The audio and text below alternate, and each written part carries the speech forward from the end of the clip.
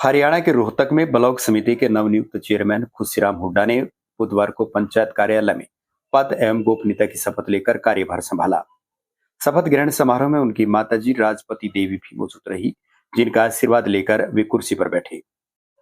इस मौके पर नवनियुक्त चेयरमैन खुशीराम हुड्डा ने कहा कि पूर्व चेयरमैन के कार्यकाल में जमकर भ्रष्टाचार हुआ था, जिसकी सफाई करवाई जाएगी। पूर्व चेयरमैन ने 2022 से पहले हुए कामों की करीब 3.5 करोड़ रुपए पेमेंट कर रखी है, जो गलत है।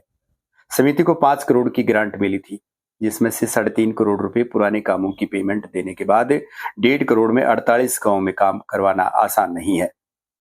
वहीं उन्होंने कहा कि ब्लॉक समिति के सभी पार्षदों को साथ लेकर काम किया जाएगा। 22 पार्षदों ने उनका साथ दिया है। अब तक जो भी घपले हुए हैं उनकी जांच करवाई जाएगी। साथ ही ब्लॉक समिति के हर गांव में विकास कार्य भी करवाए जाएंगे। अब ब्लॉक समिति में भी ट्रिपल इंजन की सरकार काम करेगी और रोहतक ब्लॉक को नंबर 1 बनाया जाएगा। इसको लेकर उन्होंने क्या कुछ कहा, आइए आपको सुनवाते हैं। जी, आज शपथ ग्रहण हुआ है, पद ग्रहण किया आपने, क्या प्राथमिकताएं रहेंगी? पहले तो आप सबको नमस्कार और मेरा साथ देने वाला सभी ब्लॉक समिति पार्षदों का बहुत बहुत धन्यवाद और साथ में मेरे बड़े भाई नरेश काला सबका धन्यवाद। पहले तो भाई साहब, जो रोहतक ब्लॉक में भ्रष्टाचार हो रखा था उसकी सफाई करेंगे, हम आज से ही शुरू कर देंगे। जो काम गांव में सफाई के हैं, गलियों के हैं, बहुत काम अधूरे पड़े हैं, वो ही नहीं रखे पहले कार्यकाल में। उन जो भी मूलभूत सुविधाएं हैं गाँव की, उनको ठीक करके और सुचारू रूप से सारे काम शुरू किए जाएंगे। जो है 2.5 साल लगे हैं, क्योंकि पहले चुनाव लड़ा था आपने, उसके बाद 2.5 साल बाद आपको मौका मिला है। इस तरह की खुशी महसूस हुई? भाई साहब, खुशी तो देखो, जब काम करके दिखाऊंगे असली खुशी जब मिलेगी। लड़ाई थी काम करने की, पद की मैं लड़ाई नहीं लड़ रहा था। इन सब भाइयों ने मेरे अंदर देखा है भाई, ये भाई अच्छी काबिलियत के साथ आपकी आवाज उठाओगा, काम करेगा। इन्होंने मेरे पर विश्वास जताया है और तभी 22 के 22 ब्लॉक समिति पार्षदों के साथ में निर्भय चुना गया हूँ। पहले क्या कारण रहा कि काम नहीं हो पाए? आप करेंगे काम, पहले सफाई करेंगे, किस तरह का क्या रहा? भाई साहब, पहले वाले चेयरमैन साहब ने 2022 से पहले जो काम हो रखे हैं 3.5 करोड़ की तो वो पेमेंट कर रखी है, जो बिल्कुल गलत है। एक बात बताओ, ब्लॉक में 5 करोड़ रुपया है, 3.5 करोड़ की पहली पेमेंट होगी, 1.5 करोड़ रुपए में 30 मेंबरों का कैसे काम हो जाएंगे?